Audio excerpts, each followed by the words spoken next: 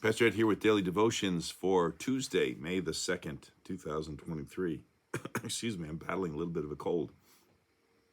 We do something a little bit different. I'm going to focus on, although I've done that in the past, focused on the gospel reading, but I preached on the first reading on Sunday, Acts 2, 42 to 47. I think I said quite a bit about that reading in my sermon, so I would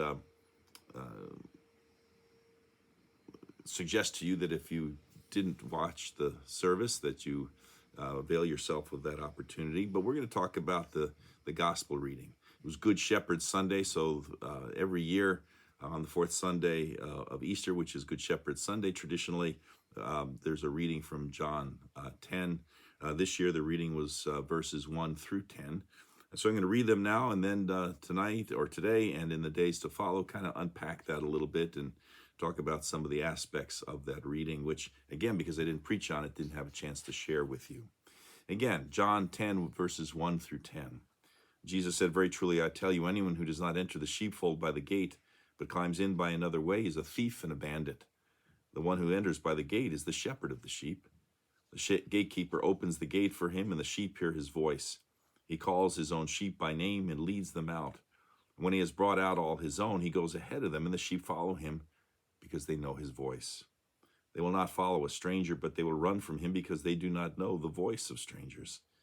Jesus used this figure of speech with them, but they did not understand what he was saying to them.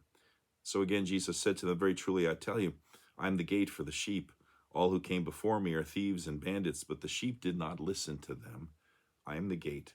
Whoever enters by me will be saved and will come in and go out and find pasture. The thief comes only to steal and kill and destroy. I came that they may have life and have it abundantly." Although I'll talk about it on another day, that verse 10 is the second half of it. The second sentence in verse 10 is probably one of my, if not my favorite in all of, not just John's gospel, but maybe the Bible itself. I came that they may have life and have it abundantly. Of course, we have to unpack, and we'll do that later in the week. What does it mean to have a full life, an abundant life? Different feelings about that.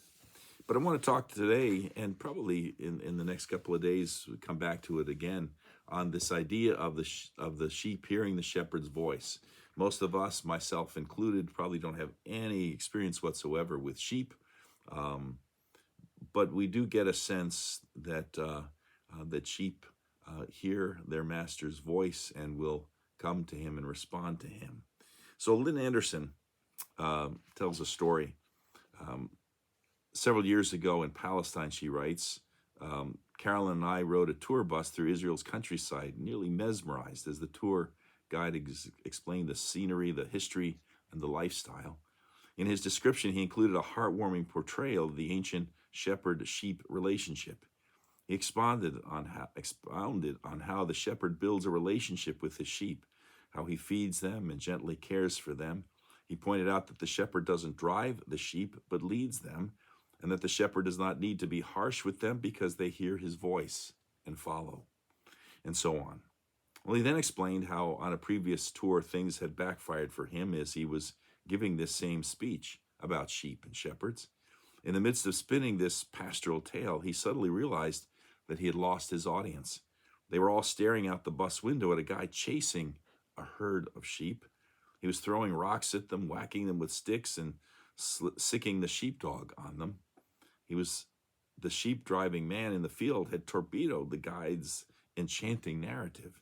And the guide told us that he had been so agitated that he jumped off the bus, ran into the field, and accosted the man. "Do you understand what you've just done to me?" he asked. "I was spinning a charming story about the gentle ways of shepherds, and here you are mistreating, hazing, and assaulting these sheep. What's going on?" For a moment, a bewildered look froze on the face of the poor sheep chaser, and then a light dawned, and he blurted out, "Man, you've got me all wrong. I'm not a shepherd. I'm a butcher." This poor unwitting fellow had just provided the tour guide and all of us with a perfect example of what a good shepherd is not. That idea of hearing a voice and responding to it. I can remember growing up, when we'd be out playing, and things are different now, I know, and you'd be in the neighborhood and kids could hear a mom calling, and you might not hear exactly what was being said, but you would hear the voice, and you would hear, more importantly, you would hear whose voice it was. Each kid knew the tone and the tenor and the pitch, everything of the mother's voice. Oh, that's my mom calling me home. May not know exactly what she's saying, but looking at the sun, all right, it's probably time to go home.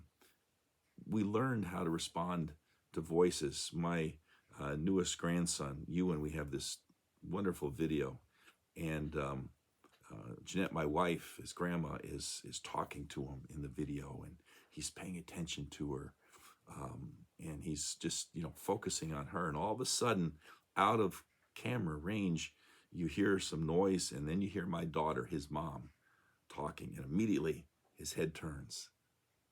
Completely lost interest in grandma because he heard his mother's voice. Well, what does this mean in terms of Jesus, the Good Shepherd? We don't have the opportunity to be in person with him. I would just suggest to you, to begin to start to unpack this, that the voice of Jesus that we can know and hear is what we read and we learn and we absorb from Scripture.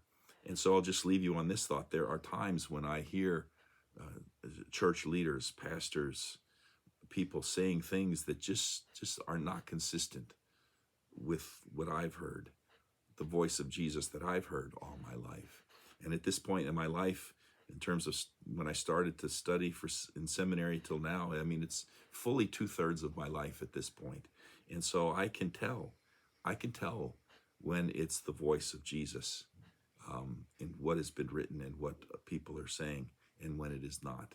And I think for all Christians, that's the goal, to hear Jesus's voice and not to hear the people who are only liars and thieves. Well, we'll continue to talk about this in the days to come. Have a great day. We'll talk to you then. Bye.